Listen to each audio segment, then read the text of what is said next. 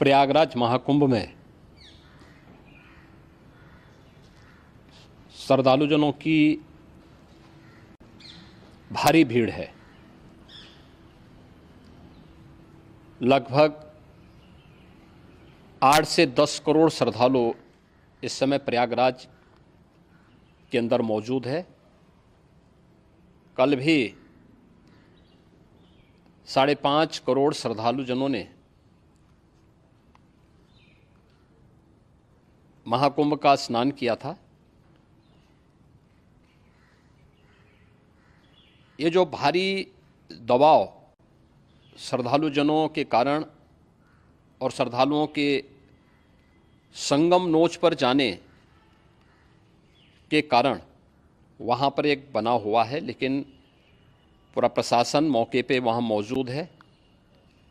रात्रि को 1 से 2 बजे के बीच में अखाड़ा मार्ग पर, जहाँ पे अखाड़ों के अमृत स्नान के दृश्य से बैरिकेड्स भी किए गए थे, तो बैरिकेड्स को फांद करके आने में कुछ श्रद्धालु गंभीर रूप से घायल हुए हैं।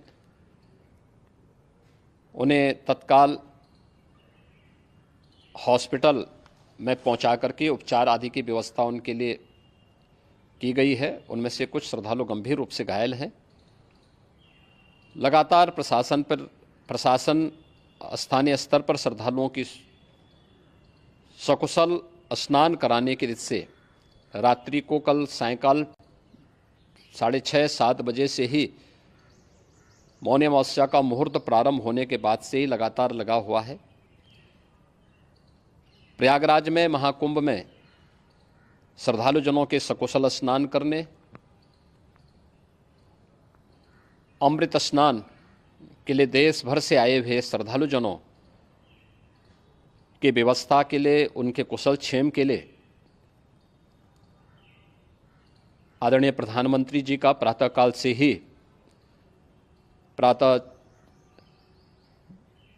से ही उनके लगभग 4 बार प्रधानमंत्री जी ने हालचाल लिया है। माननीय गृह मंत्री जी ने, माननीय राष्ट्रीय अध्यक्ष भारतीय जनता पार्टी श्री JP नड्डा जी ने, माननीय गृह मंत्री श्री अमित शाह जी ने भी, और प्रदेश की माननीय राज्यपाल श्रीमती आनंदीबेन पटेल जी ने भी लगातार जानकारी लेकर के सभी के कुशल क्षेम और सकुशल स्नान कराने के बारे में निरंतर रिपोर्ट ले रहे हैं।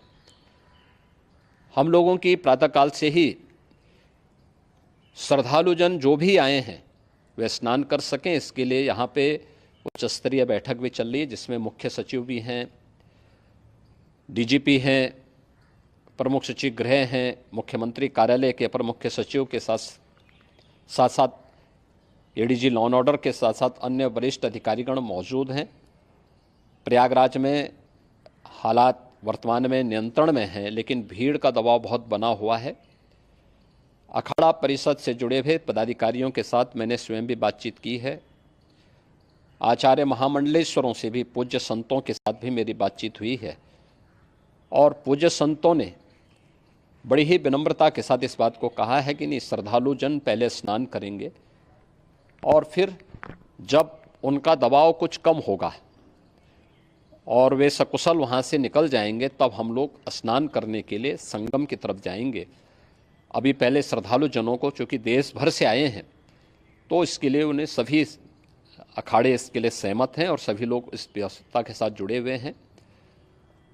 लगातार इस दिशा में हम लोगों का प्रयास है कि जो अब तक प्रातःकाल से ही आपने देखा होगा, कल मैंने बताया कि कल लगभग 5.5 करोड़ श्रद्धालु कल महाकुंभ का स्नान किए हैं, और आज प्रातःकाल तक लगभग 8:30 बजे तक 3 करोड़ से अधिक श्रद्धालु स्नान कर चुके हैं, और ये लगातार जारी है। लेकिन संगम नोच पर, अखाड़ा मार्ग पर,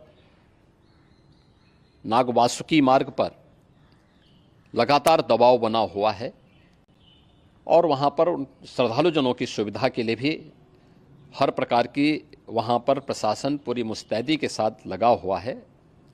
और इसीलिए मेरी अपील है पूरे प्रदेशवासियों से, पूरे देशवासियों से और सभी श्रद्धालुओं से भी, सभी पूज्य संतों से भी कि अफवाह पर कोई ध्यान न दें, संयम से काम लें।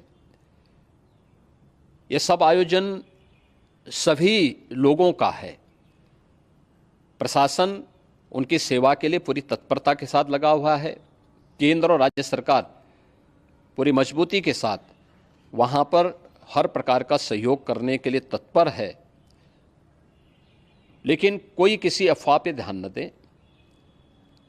कोई भी व्यक्ति नकारात्मक अफवाह फैलाने का प्रयास करेगा, उस प्रकार से नुकसान हो सकता है।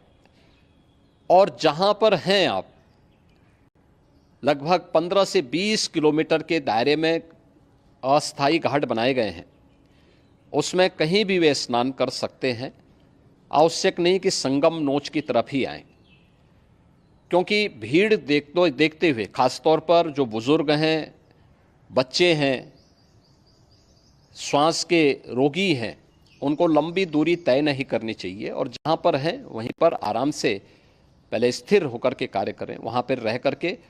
और जो नज़दीक के घाट हैं, उसी नज़दीक के घाट में स्नान करेंगे। सब गंगा जी के ही घाट हैं और गंगा जी के इस घाट में वही पुण्य प्राप्त होगा। ये मौनी अमावस्या है। मौनी अमावस्या में स्नान का महत्व है।